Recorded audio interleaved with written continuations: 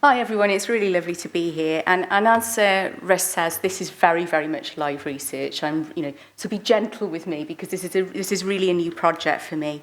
And I'm going to start actually, just to say, even though Russ mentioned Laurie Strode, you'll see from my opening slide that I'm also going to talk about another, I would argue, canonical performance by an actress in horror cinema, and that's Shelley Duvall's performance as Wendy Torrance.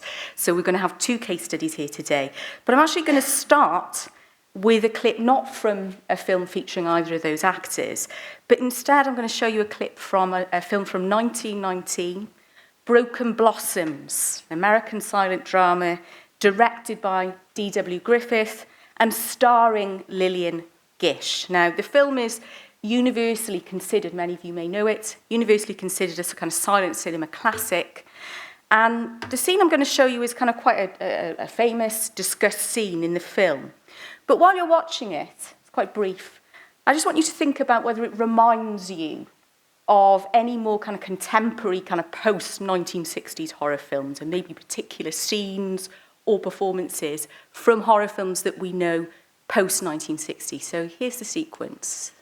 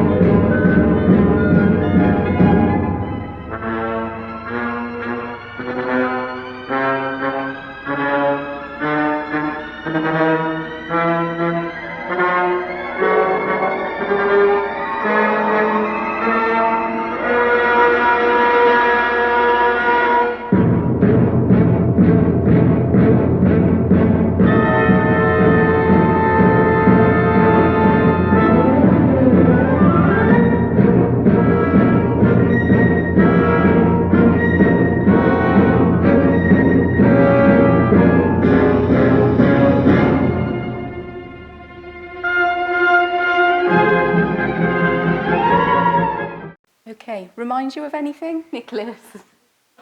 Absolutely The Shining, but also Halloween, I would argue as well, and others have argued that if you think about the sequence where Laurie Strode is trapped in the closet, there are also some similarities there if we look at Lillian Gish's performance. And I'm not going to take credit for this connection. This connection was actually made by a dear colleague of ours, Professor Peter Hutchings, who's a sadly missed colleague. He's sadly passed away, but enormous influence on all three of us, Professor Peter Hutchings.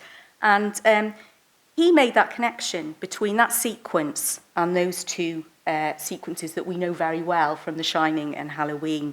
In a book which I'm going to give it a big plug, still remains, I think, one of the few really valuable pieces of academic writing on screen acting and horror, a chapter called Performing Horror, in his book, The Horror Film. I really recommend this book on horror. It's just a fantastic book. And here what Peter's trying to do in this book is to try and identify specific types of performance that he argues, might occur across all kinds of cinema, but might be seen to be more prevalent and consistent in the horror genre than anywhere else.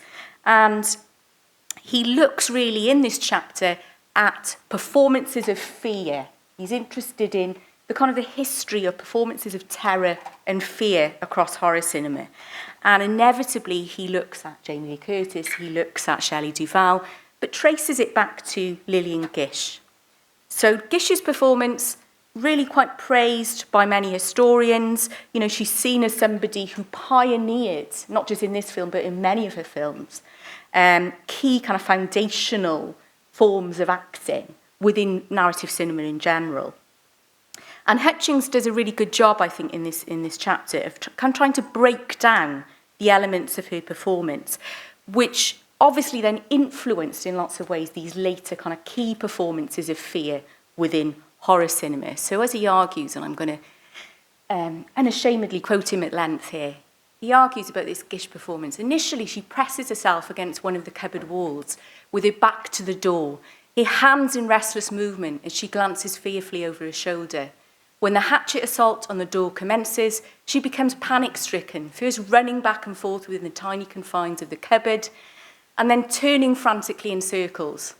Finally, as her father breaks through the door, she collapses into a corner.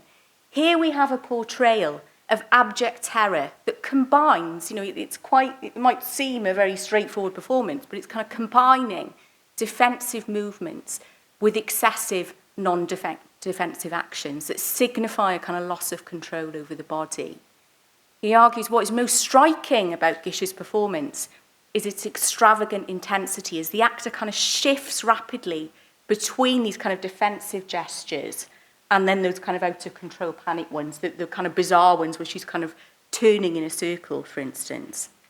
And as I mentioned, Gish has been rightly praised for pioneering these kind of techniques, if you like, giving us a blueprint for how terror and fear are performed within narrative cinema. But the question remains whether the performances of terror that come after that from people like Shelley Duvall and Jamie Lee Curtis have been appreciated to the same degree. I mean, I'll come back to Jamie Lee Curtis a little bit later, so I'm going to park her for a moment. And I want to think a little bit about Shelley Duvall and her performances Wendy Torrance in The Shining, and I think it's fair to say, I'm sure many of you know this, that her performance has been divisive in that film. So obviously this is a film that is, one of the landmarks of horror cinema. It's held up as being one of kind of jewels in the crown of horror as a kind of art form, if you like. But her performance has most definitely caused debate and kind of mixed responses. So at the time The Shining came out in 1980, Duvall's performance was either ignored or kind of panned. And she actually was nominated for a Razzie. I don't know if you've heard of the kind of Golden Raspberry. And this is somebody who, a year or so prior to that, had won the Best Actress Award at Cannes. So she goes from that, with her work with Robert Altman, to getting a Razzie nomination for The Shining. And this fascinated me.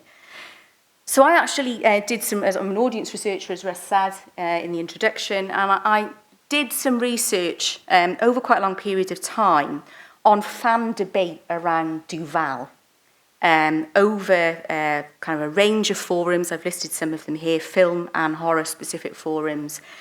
Debate stretching over 20 years from 2000 up until the present day about Duvall and her performance. And what clearly emerged from this, as I say, is that her performance remains divisive to this day. People are very split on their view on her role in the film and her contribution to the film, but that it's always an extremely consistent aspect of how people discuss the film. It comes up all the time.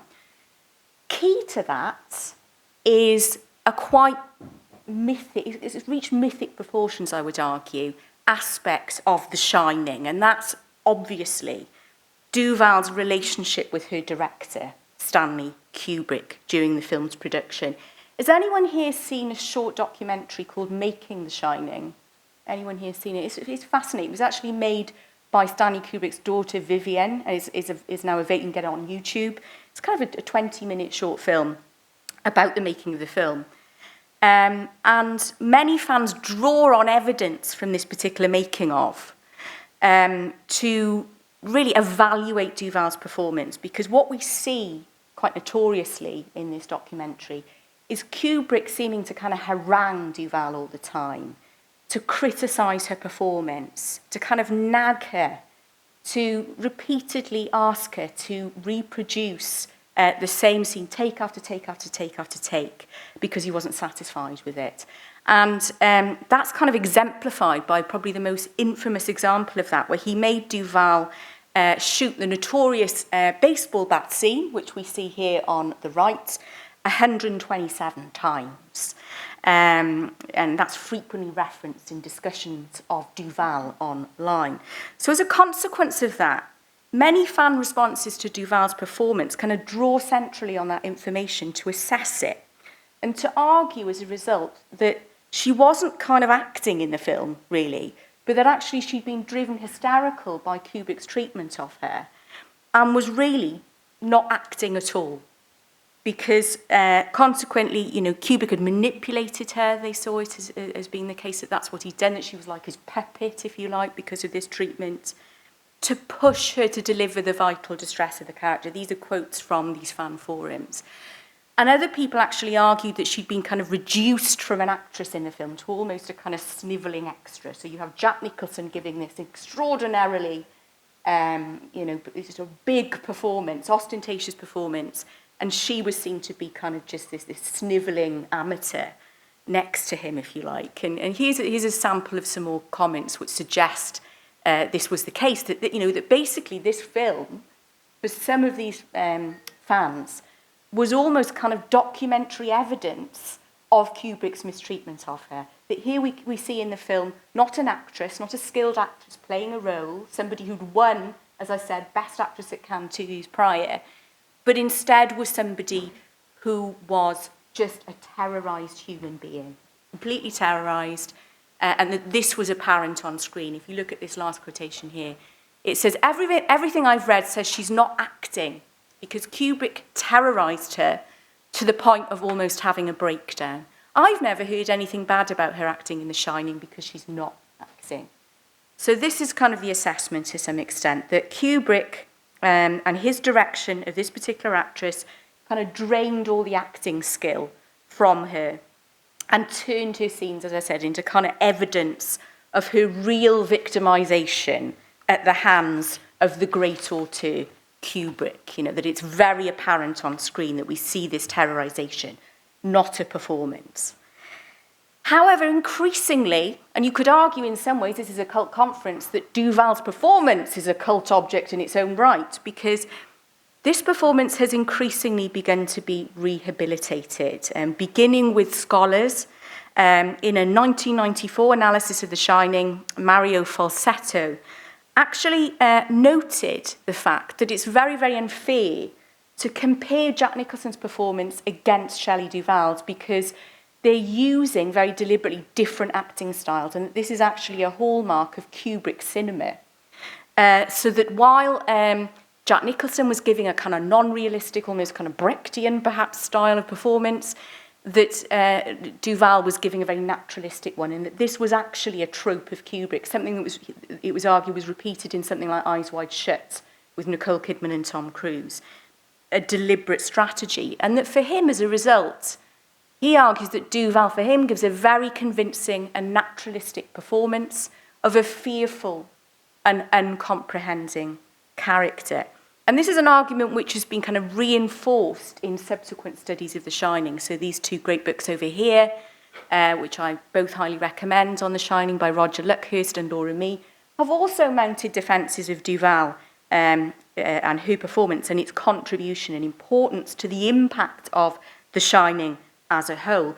And fans have started to come round to that too. They've started to recognise the qualities, the value of her performance and the contribution it makes to the film. So again, excuse the text because it's quite small, but I've tried to cram as many examples of fan responses here as possible in. So if you look at this one at the top here, Duval, who plays the worrying wife who tries to help her son, is a standout. She shows a kind of trembling fear in many scenes and is able to display weakness and vulnerability in a very, very convincing way. I love this fourth one.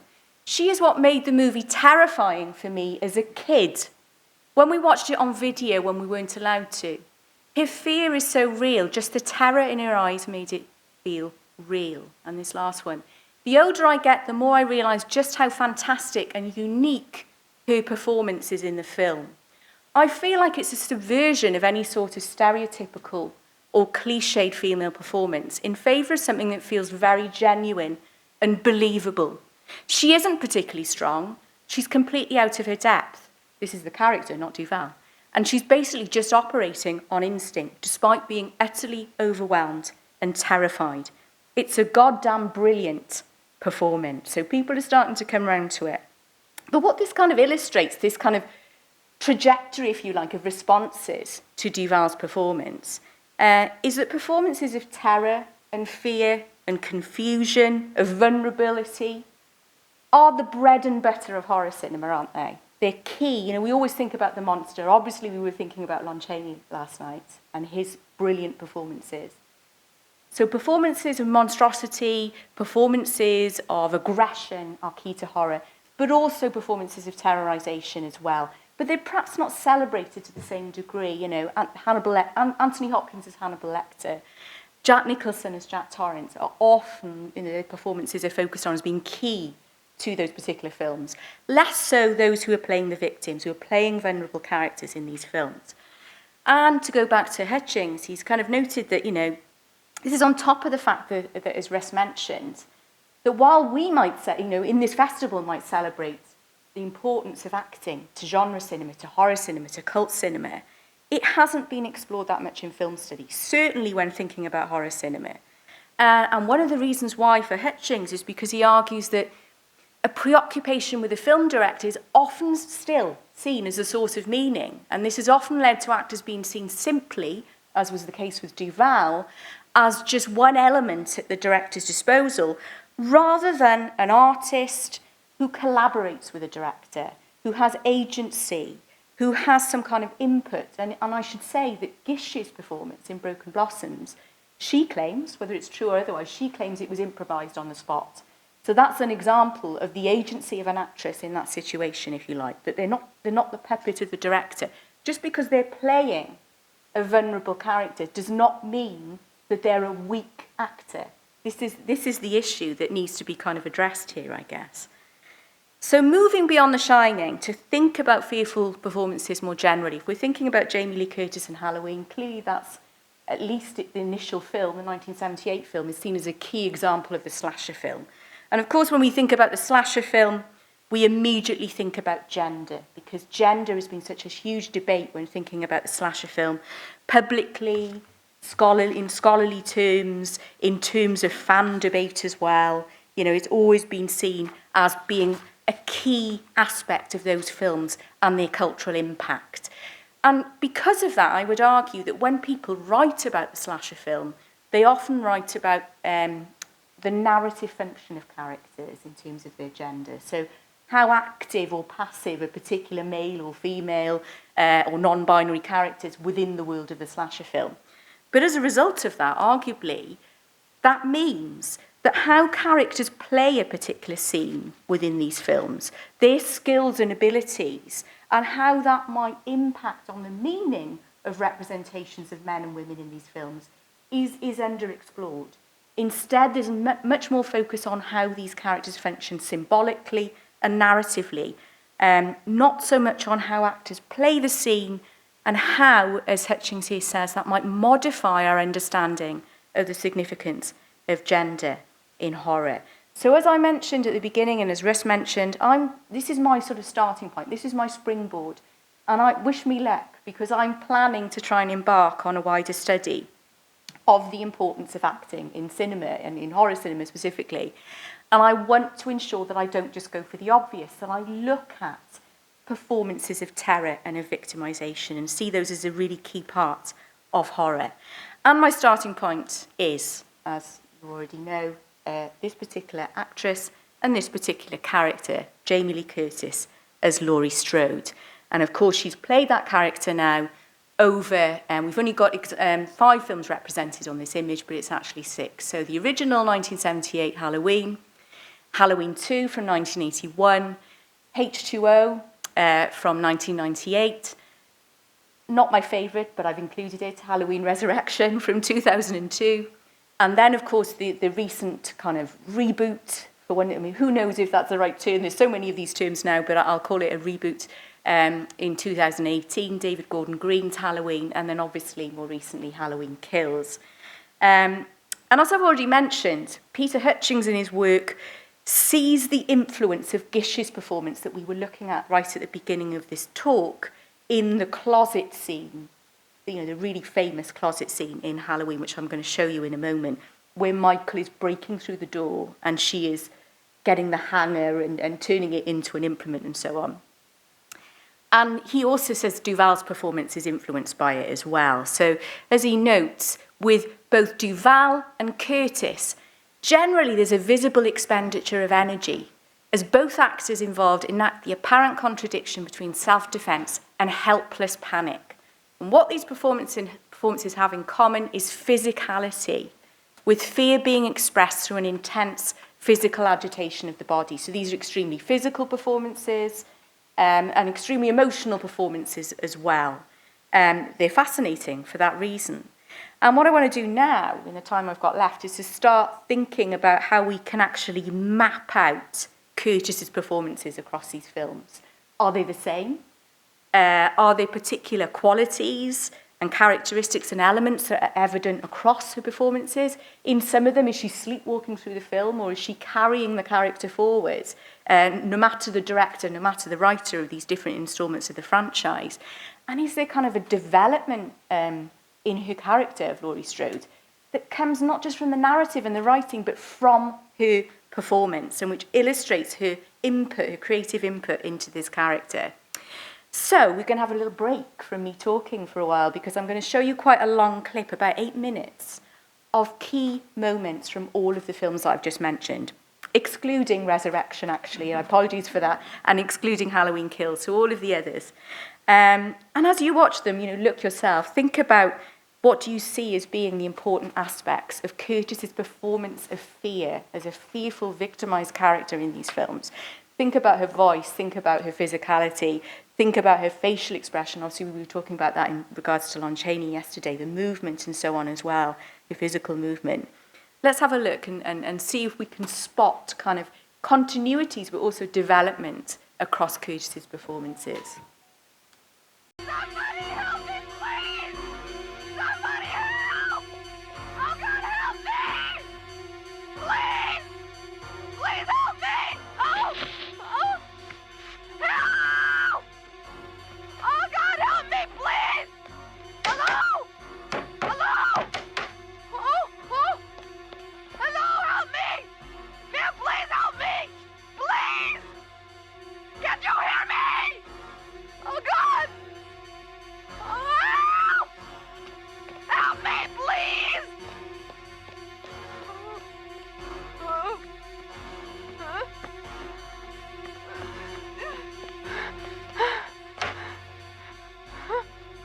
The keys! Oh, the keys!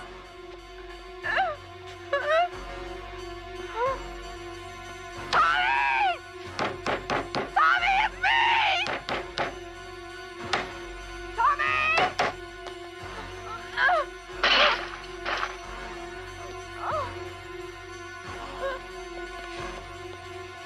Who is it? Tommy, open up, it's me! Yeah, Tommy, please! Tommy, hurry up! Tommy, please!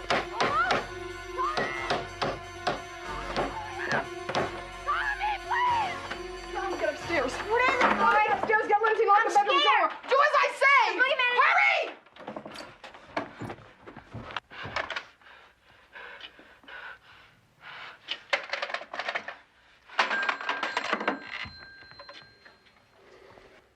Oh, no. Oh. Oh.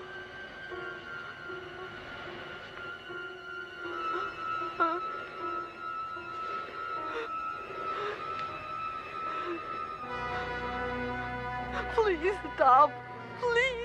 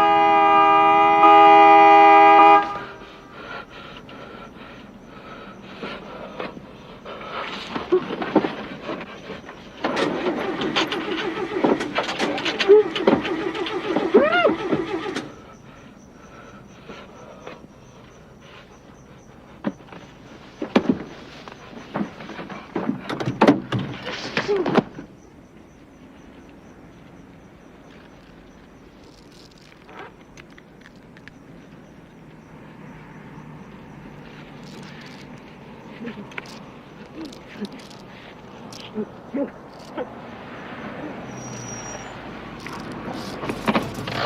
ought to handcuff you to the wheel, but I have a feeling I'm going to need you in there. Can I trust you? What have I got to lose? Except my job? Help.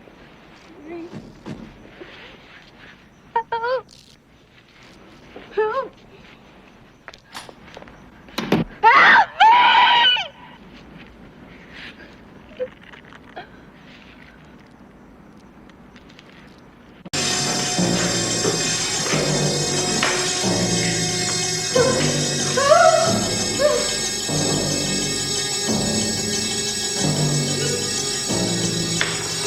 Michael!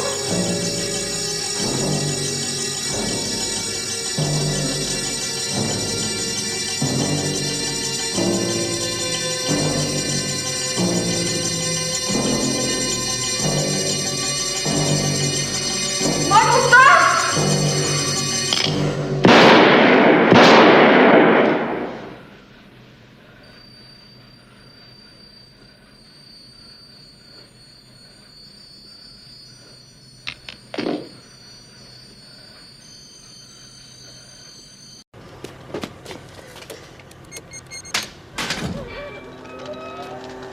Mistake, come on! Go! What? Go! What? I want you to drive down the street to the Beckers. It's a mile down the road. Tell them to call an ambulance and get the police. No, we're not leaving Do yet. as I say now! I'll be right behind you. I'll be right behind you. Go!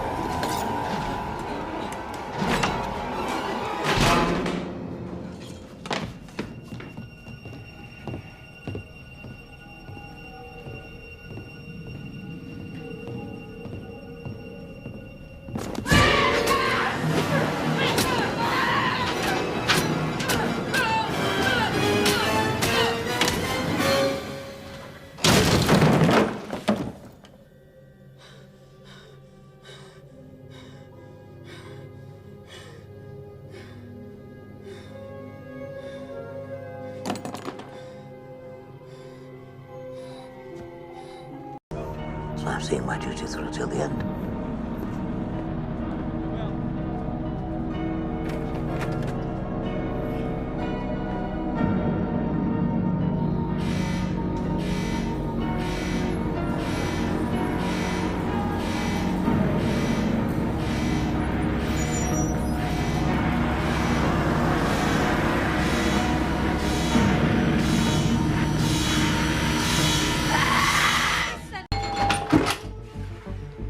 It's not safe here.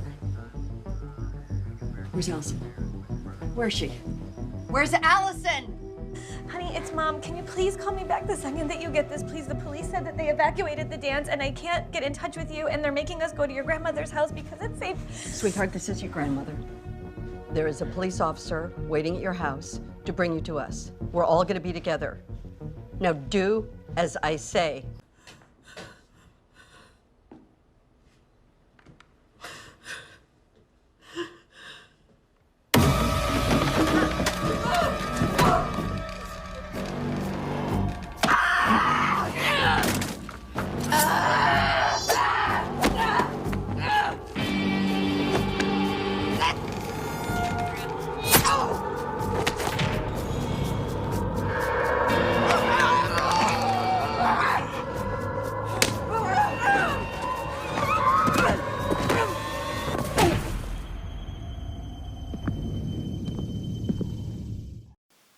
Okay, so a little whistle-stop tour through Laurie Strode's many encounters with Michael Myers across those films. And there are three things in particular that I think are kind of really noteworthy about the performance and how it develops across those films and across those sequences. You know, as I mentioned earlier, Hutchings argued that the key difference between Gish's performance and those of later kind of scream queens, if you like, for want of a better word, like Curtis and Duval, was firstly the fact that they tended not only to be physical in their response to the kind of the horror in front of them, but to also draw on elements of violence, and that was drawn on in their performances, if you like, in various ways. And he argues that there's a kind of continuity in Jamie Lee Curtis's performance in the original Halloween between kind of panicked expressions of helpless fear and her equally frantic, you know, grabbing of a clothes hanger and the way it transformed him into an implement. So you actually get this kind of smooth continuity between panic and terror and violent defence that develops in performances like Curtis's, in slasher films and post-1970s horror films like Halloween. And I think that's evident, obviously, in those clips that I showed you from the original Halloween. So the fact that when she's in the closet, and here's, you know, if you look at the top left GIF there, she's putting her hands up a lot to defend herself, but then also grabbing the hanger to actually create the implement. So there's this kind of continuity there between panic and defence.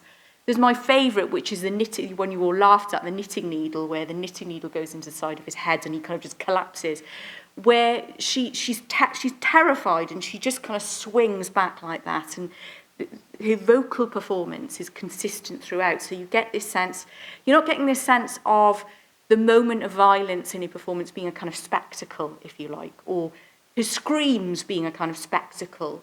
There's a continuity between the rest of her performance, if you like, the performance of terror, and those kind of moments that we expect in any kind of horror film.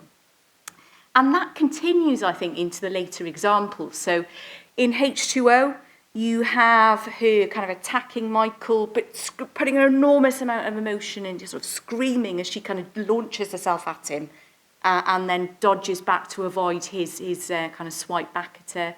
We see her kind of clambering on the floor like a sort of a rat in a trap, and then suddenly propelling herself forward and grabbing this flag. So again, there's this kind of continuity between panic, fear, and violent defence, but in a more kind of streamlined and focused way as she moves through the film. So when we get to Halloween, we get this kind of bite of the hand, this very kind of focused and controlled use of her emotion and her terror. She starts to become somebody who physically, to some extent, matches Michael in his movements more as we move through the films, but still retains kind of the emotion of the character. And I think that's absolutely key to the effectiveness of Curtis's performance across the Halloween films. Is personally, you may disagree with me, but I think she's incredibly effective and talented at conveying emotion and emotional reaction within the film. So even, you know, in many lesser slasher films, you might have actresses playing characters who encounter their dead friends and they're showing emotion at it. But I think there's very few who do it as effectively as Jamie Lee Curtis. The way in which she processes. You can see in her performance the way she's processing what's happening to her in her emotional reactions. And you can see that here in these examples from Halloween. The way in which, there's this recurrent motif all the way through her films of the scream, where she kind of projects forward with these screams, if you like, in Halloween, both versions of Halloween here. But again, they're not forms of spectacle. They're kind of contextualised as part of an emotional performance. We can see why she's reacting in this particular way. And also key to it all, I think, is her voice. And we saw in many of those sequences the way in which her voice dominates the kind of the space of the film and moves from, screams or, cries of help me as we get in Halloween, which are designed to attract attention and get people to help her, to examples where she's using her voice to kind of control the situation, control the space, to get some kind of agency back over the situation that she's in and to kind of channel her fear, if you like. And I think that line that we heard her say repeatedly across those sequences, do as I say, exemplifies that, serves as a kind of bellwether, an indicator of her performance and her character and the way the character changes. We come back to that line and she delivers it slightly more forcefully every time we see her in each of those films. It's these things that make Curtis's performance so important, I think, to Halloween and to the character of Laurie Strode. The way in which she brings all these hallmarks to each performance in each film of Strode. The continuity between violent defence and terror, her brilliant ability to create believable emotional performances, the way in which she uses her voice, her determination, which is there constantly in her face across every single film she appears in as Strode. These make something quite important, create an important element of Halloween, which reoccurs, and illustrates why her performance is such an important and meaningful part of the franchise.